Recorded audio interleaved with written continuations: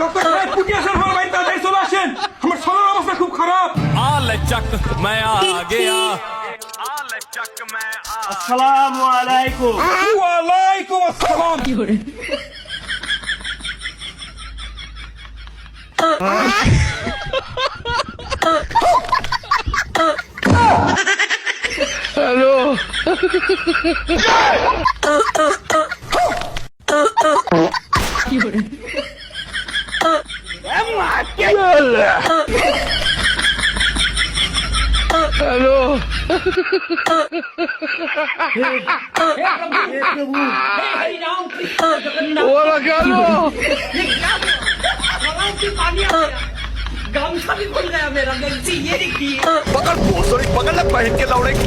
Doctor সাহেব কেমন চিকিৎসা দেন সারা জীবন যেন ওর কাশ না হয়।